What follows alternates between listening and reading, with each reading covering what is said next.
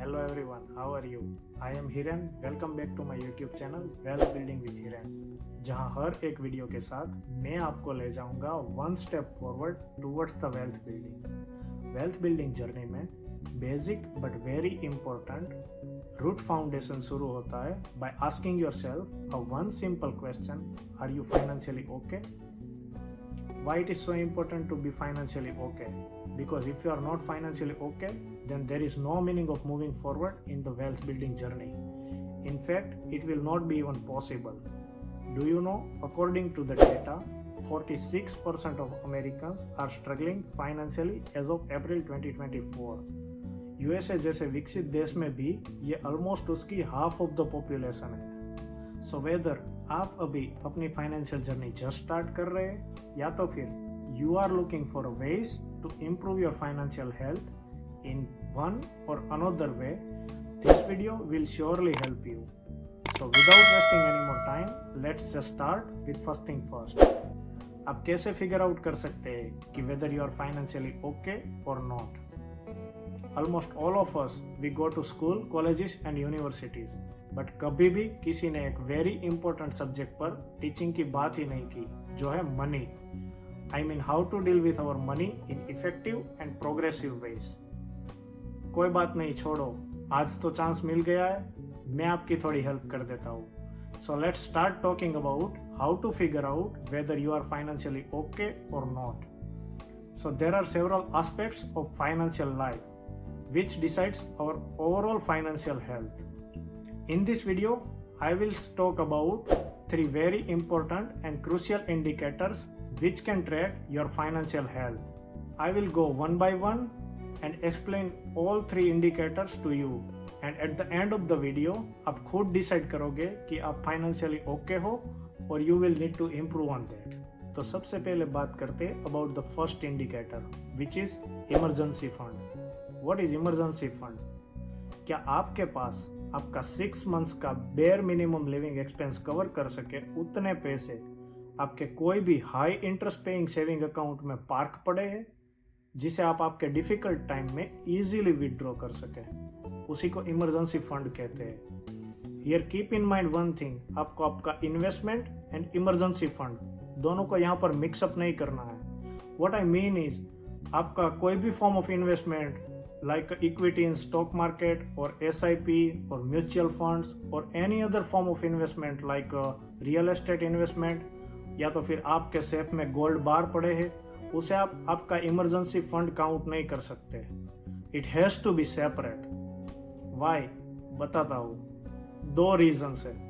The first reason is, मान लो आपको in future कभी भी डिफिकल्ट टाइम में आपका इमरजेंसी फंड एक्सेस करना है, उसे यूज करना है, और उस पर्टिकुलर टाइम पे आपने जिस भी मार्केट सेगमेंट में इन्वेस्ट किया है वो अच्छा परफॉर्म नहीं कर रहा है, then your investment value will be down at that time. For example, in the emergency situations like a pandemic, all the investments and the entire global market will collapse. At that time, आपका जो investment portfolio value है वो पूरा possible है कि आपके initial investment amount से भी नीचे गिर सकता है। सो इन दैट सिचुएशंस, अगर आप आपके इन्वेस्टमेंट को as a emergency fund use करोगे और उसे विड्रॉ करोगे तो आप आपके पैसे की लॉट्स ऑफ वैल्यू लूज करोगे।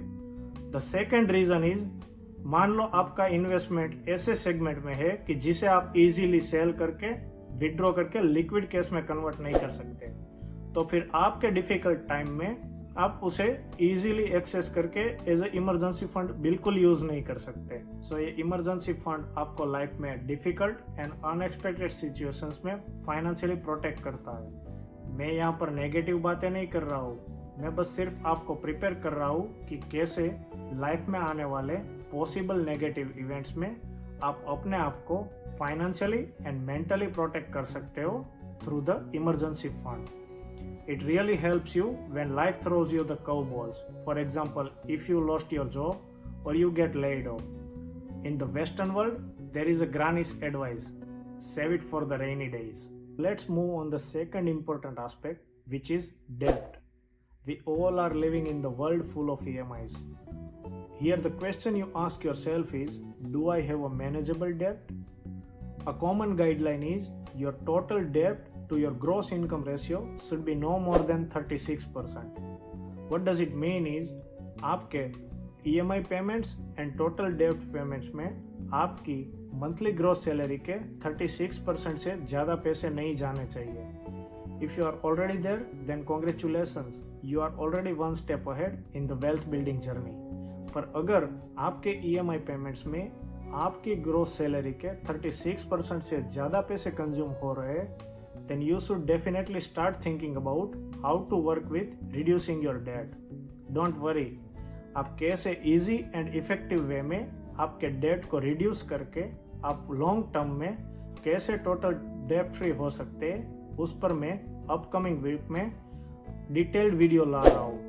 तो अभी तक आपने मेरी चैनल को सब्सक्राइब नहीं किया है तो सब्सक्राइब जरूर कर लेना. Let's get back to the main topic.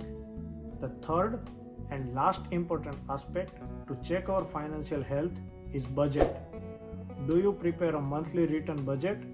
If yes, क्या आप उस बजट को फॉलो करते हो? हम में से कई सारे लोग तो यही सोचते हैं कि हमें कोई बजट बनाने की ज़रूरत नहीं है. वी नो वेरी वेल हम कितने पैसे कमाते हैं और हम कहाँ पर कितने पैसे स्पेंड कर रहे हैं. माय डियर फ्रेंड्स, अगर यही सच होता तो जैसे मैंने वीडियो के स्टार्टिंग में बताया, क्यों यूएसए जैसे डेवलप्ड कंट्री में उसकी half of the population financially struggle कर रही है. We don't even realise that how many money we spend on unnecessary and unwanted stuff. For example, इसी टॉपिक पे जब मैंने अपने माइंड को स्ट्रेच करने की ट्राई की, I have realized that I have 7 to 8 pairs of shoes. उसमें से 4 से 5 pairs of shoes तो ऐसे ही पड़े हैं जिसे मैं once in a while use करता हूँ. तो अभी मुझे रियलाइज हुआ कि I don't need to spend money on at least upcoming 2-3 years for the shoes. सो उसी पैसे को मैं अभी सेव करके कहीं पे बेटर स्पेंड कर सकता हूँ. हम में से कई सारे लोग तो कितने सारे पैसे अपने फ्रेंड्स, रिलेटिव्स या तो कलीग्स के कंपेयर करने के लिए या तो उसके सामने सिर्फ शो ऑफ करने के लिए अननेसेसरी एंड अनवांटेड स्टफ पे अनलिमिटेड पैसे स्पेंड कर रहे हैं. In short, a good budget can help you to track your income and your expenses. It helps you to control your spending and cut down the unwanted expenses. So finally, now it's time to answer yourself. Are you financially okay or not? Let me revise you very quickly all 3 aspects which we discussed in today's video. The first one is, क्या आपके पास minimum 6 months का living expense cover कर सके उतना emergency fund available है? The second one, क्या आपके EMIs and debt controls में है, which should be no more than 46% of your total salary. The third one, क्या आप बजट बनाकर वाइजली मैनर में स्पेंडिंग कर रहे हो? If your answer is no, don't worry. The good thing is you are watching this video. In the coming weeks, I am bringing a detailed video on how to prepare a good budget and how to reduce your debts in easy, effective ways. So if you like this video, please hit the like button and please share it with your friends and family जिसको भी आप financially healthy and wealthy देखना चाहते हो. If you have any questions or you want to share your thoughts on this topic, please write it down in a comment section below. Please subscribe my channel so you will get notified for the upcoming videos. Thank you for watching this video. See you all in the next video. तब तक के लिए please take care of your financial health.